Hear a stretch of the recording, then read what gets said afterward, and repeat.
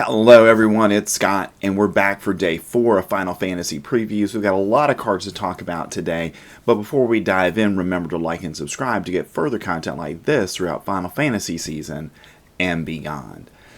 And if you're looking for cards from the set, you can check us out on the web at caffeinatedgamers.tcgplayerpro.com. So let's dive into today's previews. So first we've got Summon Leviathan for 4 and 2 blue mana. You get an enchantment creature. That's a Saga Leviathan. Is a 6/6 and has ward 2/2. And on chapter 1 you get to return each creature that isn't a Kraken, Leviathan, Merfolk, Octopus, or Serpent to its owner's hands. On chapter 2 and 3 until end of turn, whenever a Kraken, Leviathan, Merfolk, Octopus, or Serpent attacks, draw a card. So basically on chapter 1 you're taking everything that isn't a sea creature off the board, and then on chapters 2 and 3 when you're attacking with your creatures you get to draw a card. And unfortunately with the way this is set up, you only get to attack with the Leviathan once, so I don't necessarily like that a lot. But for 6 mana, basically wiping the board of all the creatures that your opponent has might be worth it in a control deck in Standard, where you got some Merfolks and Leviathans and Krakens and Octopus and Serpents that you're going to use late in the game to kind of put the opponent away. Next, we've got Choco, Seeker of Paradise for 1, a green, a white, and a blue mana. So in Bant colors, we get a legendary creature. That's a bird and is a 3/5. And whenever one or more birds you control attack, look at that many cards from the top of your library. You may put one of them into your hand, then put any number of land cards from among them onto the battlefield tapped, and the rest into your graveyard. And Choco has landfall. Whenever a land you control enters, Choco gets +1/+0 until end of turn. So this is, in my mind, of if we do have a dedicated bird deck, this is a card that easily slots into that. It gives you card draw when you're attacking with one or more birds, and the landfall trigger also is nice there. So if you attack with 4 or 5 birds and you get 2 or 3 additional lands, then you're going to make this a 5/5 or a 6/6. So I think this is standard playable, again, if we have a dedicated birds deck. Next, we've got Moogle's Valor for 3 and 2 white mana. You get an instant. For each creature you control, create a 1/2 white Moogle creature token with lifelink. Then, creatures you control gain indestructible until end of turn. So I think this might actually be a top-end card in our go-wide strategies, because those are the decks that tend to have the most creatures in play. So, in the mid to late game, you've got 5 or 6 creatures on the field, but they're all pretty small. And then you cast this, and you're doubling the number of creatures you have on the field. I think is good value, and the fact that they become indestructible on the turn you cast this also I think is valuable, because that way you can attack and not have to worry about losing anything in combat. So I really like this as, maybe a 1 or 2 of, and those, go wide, the Boros Convoke style decks that we've had in Standard for a while.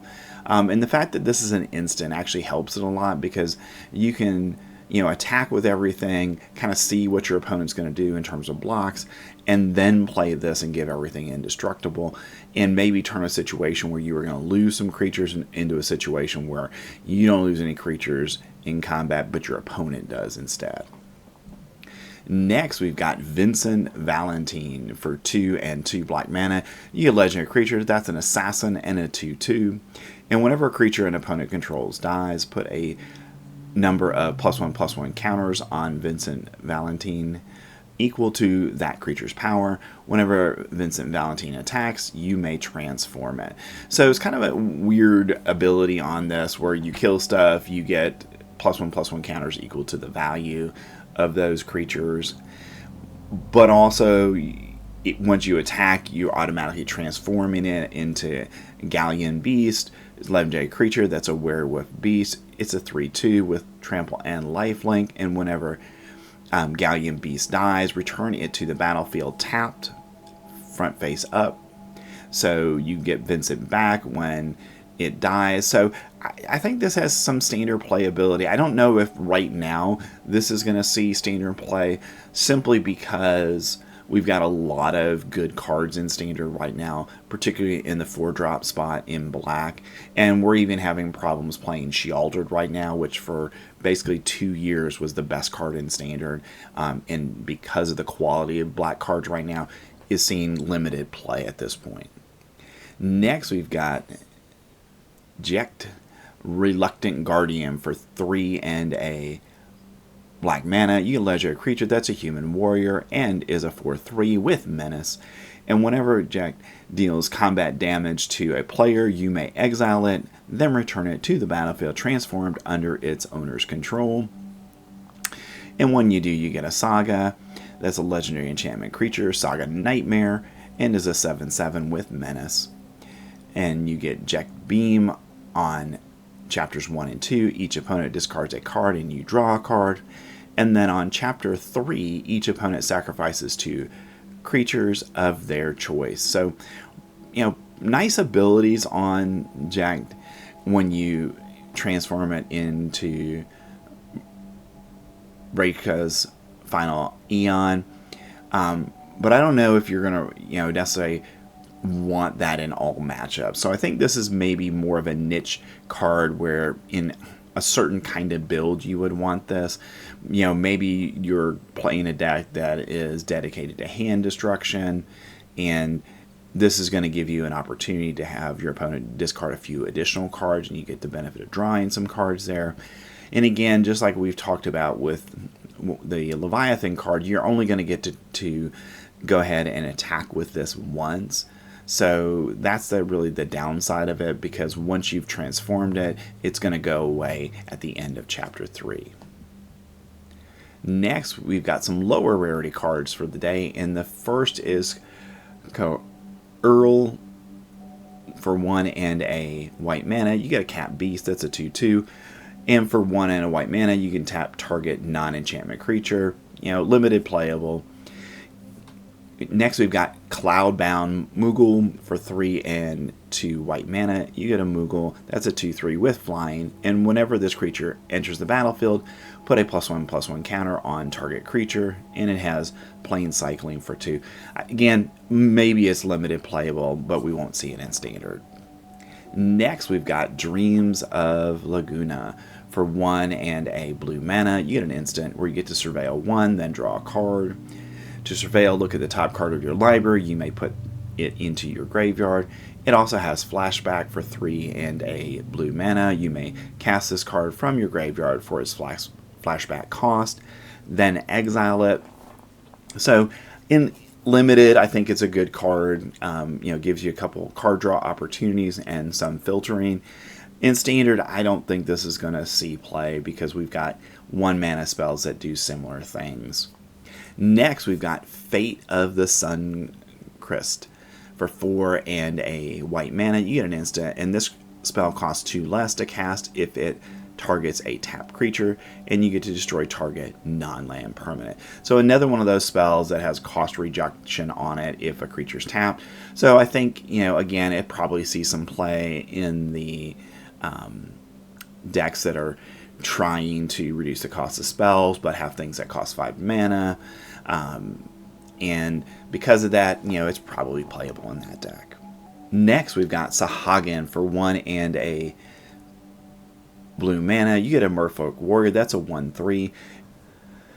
Whenever you cast a non-creature spell, if at least 4 mana was spent to cast it, put a +1/+1 counter on this creature, and it cannot be blocked this turn. So again, another one of those probably more limited playable cards. If it was 3 mana, then I would say it's got some standard playability. But because it's 4 mana, I just don't think it's going to see standard play. Next, we've got Retrieve the Esper for 3 and a blue mana. You get a sorcery where you create a 3/3 blue robot warrior artifact creature token.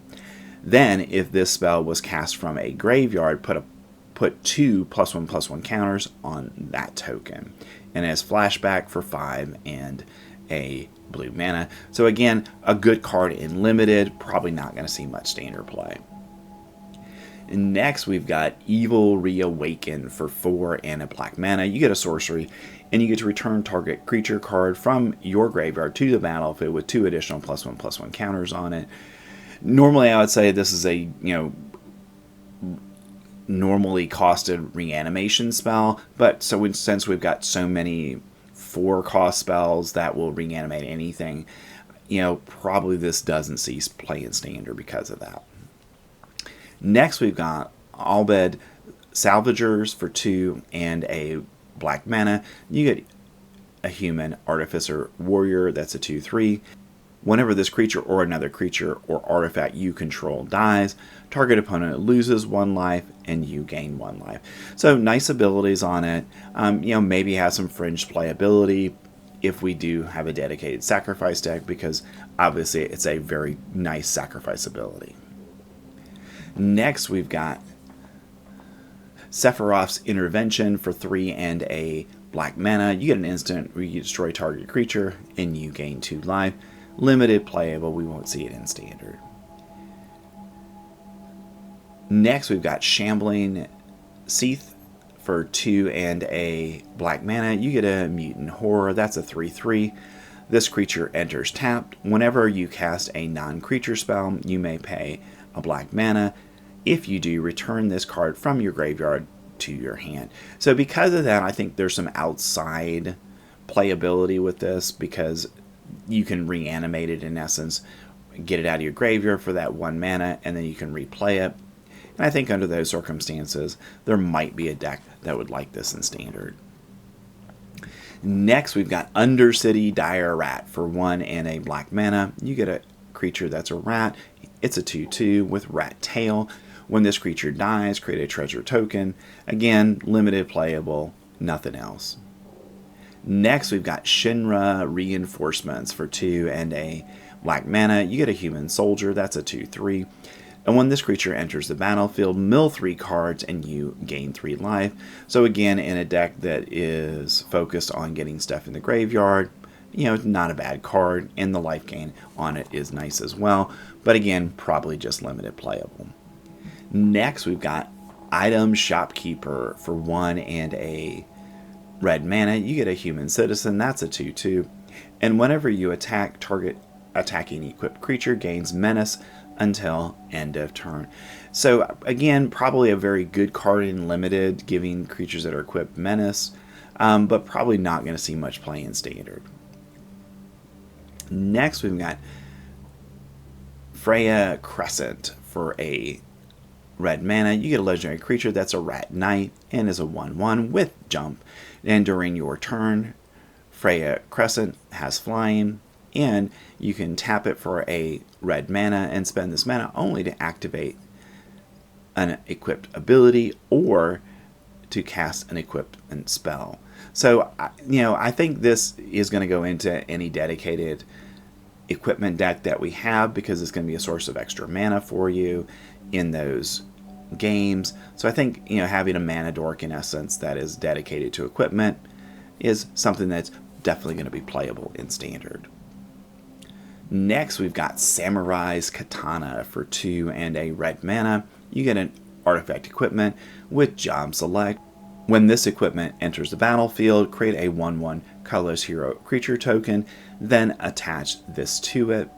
Equipped creature gets +2/+2, has trample and haste, and is a samurai in addition to its other types. And it has Murasum for equip cost is 5. So I think this actually does have some Standard playability, again, in the equipment deck, because it's going to create the body. You get +2/+2, trample and haste, which I think are going to be important abilities in an artifact equipment deck.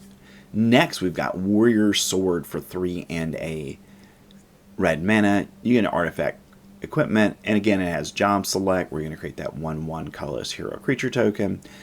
And this creature gets +3/+2 and is a warrior in addition to its other types, and its equip cost is 5. So not as excited about this one because it doesn't give any special abilities with it. So because of that, probably not going to see play in Standard, but is decent and Limited. Next, we've got Self-Destruct for 1 and a red mana. You get an instant, and target creature you control deals X damage to any other target and X damage to itself, where X is its power. So we don't really see spells like this in Standard very often, where you can do damage to anything and it does damage to itself. So in theory, you could target this spell at a creature that has more toughness than power. But I think probably what you're going to be looking for is to cast this and target one of your large creatures, and that'll allow you to take out the biggest thing your opponent has on their side of the board, or just do direct damage to your opponent. And in essence, as an additional cost here, you're going to be sacrificing that creature. So I think this does have some playability, and certainly in limited, it will have limited playability. Next, we have Summon Esper Rama for 2 and 2 red mana. You get a enchantment creature that's a Saga Wizard and is a 3/3. On chapter 1, it has Judgment Bolt. This creature deals damage equal to the number of non-creature, non-land cards in your graveyard to target creature an opponent controls. And then on chapters 2 and 3, wizards you control get +1/+0 until end of turn. So probably just a limited playable card, because maybe in a Spells Matter deck that this might be a sideboard option for you, because you could do kind of more than that traditional 2 to 4 damage that you're seeing from red 1 and 2 cost spells. But the 4 cost to me for what it's doing probably isn't worth it in Standard. Next, we've got our last couple of cards for the day, and the first is Rabanastre Royal City.